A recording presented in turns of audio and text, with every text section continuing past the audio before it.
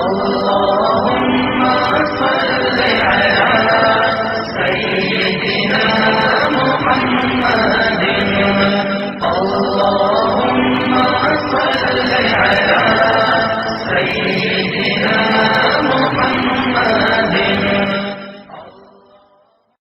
اسرائیل میں ایک آدمی نے 99 قتل کیے، اس کو خیال آیا میں توبہ کروں، ایک عبادت گزار کے پاس گیا اور اس سے پوچھنے لگا میں نے 99 قتل کیے ہیں، میری توبہ ہو سکتی ہے؟ اس نے کہا ہرگز نہیں، تو بڑا ظالم ہے، تیری کوئی توبہ نہیں۔ اس کو غصہ چڑھا، اس نے اسے بھی قتل کر دیا، 100 کر دیے۔ پھر اس کو خیال آیا میں توبہ کروں، تو وہ ایک عالم کے پاس گیا اور اس سے پوچھنے لگا میں نے 100 قتل کیے ہیں، کیا میری توبہ ہو سکتی ہے؟ کہ بیٹا کیوں نہیں ہو سکتی توبہ؟ ہائے ہائے ہائے ہائے ہائے، میرا رب ایک مثال دیتا ہے، کہتا میرا بندہ تو اتنے گناہ کر کہ زمین کو بھر دے، اس خلا کو بھر دے، چاند تاروں ستاروں کو بھر دے، اتنے گناہ کر کہ آسمان کی چھت کو لگا دے، زمین سے اٹھا اور آسمان کی چھت کو لگا دے، اتنے گناہ کرنے کے بعد صرف ایک دفعہ کہہ دے یا اللہ معافی دے دے تو میں سارے ہی معاف کروں گا، سارے معاف کروں گا، ولا ابالی، اور مجھے کوئی پرواہ نہیں ہوگی۔ میں نے کہا بیٹا گناہوں کی معافی تو یقیناً ہے، لیکن توبہ کا ہونا ضروری ہے، تیری توبہ پکی ہونے کے لیے یہ ماحول چھوڑنا ضروری ہے، تو یہ بستی چھوڑ کے اس بستی میں چلا جا، وہاں نیک لوگ رہتے ہیں، ان کی صحبت میں تو رہے گا تو تیری توبہ پکی ہو جائے گی۔ اس نے کہا میری معافی ہو جائے، میری معافی ہو جائے، میں ہر کام کرنے کو تیار ہوں۔ بوریا بستر اٹھایا، جو تبلیغ والے کہتے ہیں گھر چھوڑو، لیاری چھوڑو، بستر اٹھاؤ اور چلے کے لیے نکلو، 4 مہینے کے لیے نکلو کہ اپنی توبہ کو پکا کرو، ورنہ ماحول کی گندگی پھر آدمی کو گرا دیتی ہے، پھر گرا دیتی ہے، پھر گرا دیتی ہے۔ وہ نکلا، راستے میں موت آئی، جب موت نے جھٹکا دیا تو اس نے چھلانگ لگائی اس نیک لوگوں کی بس کی طرف، وہ ایسے اس کے ہاتھ اس کے آگے اور پورا جسم ایسے آگے پھیلا ہوا۔ اللہ تعالیٰ نے لیاری والوں کو قصہ سنانا تھا تو دونوں فرشتے بھیج دیے، جنت کا بھی آ گیا، جہنم کا بھی آ گیا۔ جہنم والے کہنے لگے مجرم ہے، ہتھ کڑی لگاؤ، جنت والے کہنے لگے مہمان ہے، سہرے پہناؤ۔ جہنم والے کہنے لگے توبہ ادھوری ہے، ابھی توبہ پکی نہیں ہے، ابھی نیک لوگوں کے شہر کو پہنچا ہی نہیں ہے کہ موت آ گئی۔ اور جنت کے میں کہنے لگے نہیں نہیں نہیں، توبہ ارادے سے ہو جاتی ہے، ارادہ کر لیا توبہ ہو گئی، ہمارا مہمان ہے۔ اللہ نے تیسرا فرشتہ بھیجا، جاؤ فیصلہ کرو۔ کیا فیصلہ کرو؟ وہ یہاں مرا پڑا ہے، یہ اس کی بستی ہے، یہ نیک لوگوں کی بستی ہے، وہ یہاں مرا پڑا تھا۔ اللہ تعالیٰ نے کہا فیصلہ کیا کرتا ہوں کہ یہ فاصلہ ناپو، اگر گھر کے قریب ہے تو دوزخ والے لے جاؤ، اگر نیک لوگوں کی بستی کے قریب ہے تو جنت والے لے جاؤ، یہ میرا فیصلہ ہے۔ ہائے ہائے واہ میرا رب، میں تیرے قربان۔ ہوا کیا تھا؟ وہ گھر کے قریب تھا اور نیک لوگوں کی بستی سے دور تھا۔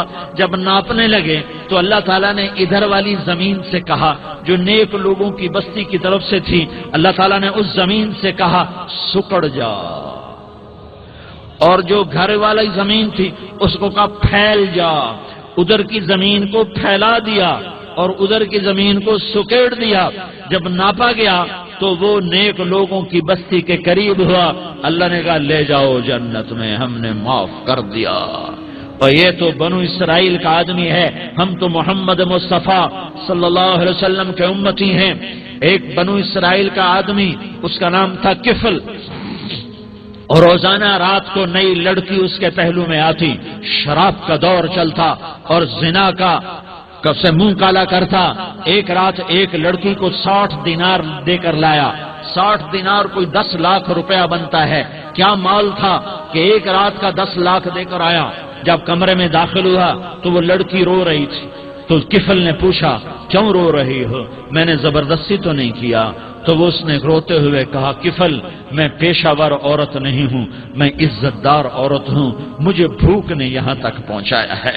میں یہ کہا کرتا ہوں جب سردار لوگ جب مالدار لوگ زکات نہیں دیتے تو غریبوں کی بیٹیاں نیلام ہو جاتی ہیں۔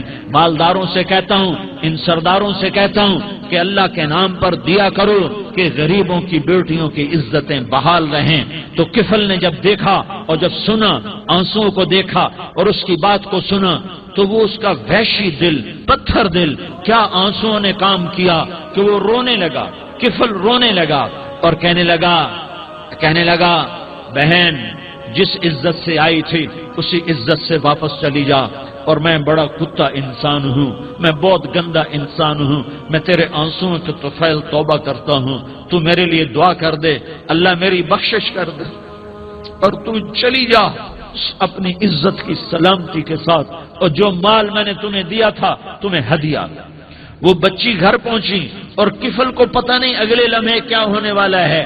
تھوڑی دیر کے بعد کفل مر گیا، اچانک جوانی میں موت آ گئی۔ کفل کو نہیں پتا تھا کہ میری زندگی کی چند گھڑیاں باقی ہیں، ساری زندگی زنا شراب میں گزری، آخری چند لمحے میں توبہ کی، اب میرے اللہ نے کیا کیا؟ اللہ، ارے اللہ کے بن جاؤ، ہاتھ جوڑتا ہوں، اللہ کے بن جاؤ، اللہ کو اپنا بنا لو، اللہ کو اپنا بنا لو، اللہ کو اپنا بنا لو، اللہ سے دوستی لگا لو، اللہ سے یاری لگا لو، اللہ کے آگے سر جھکا لو، ایک دوسرے سے محبت والے بن جاؤ۔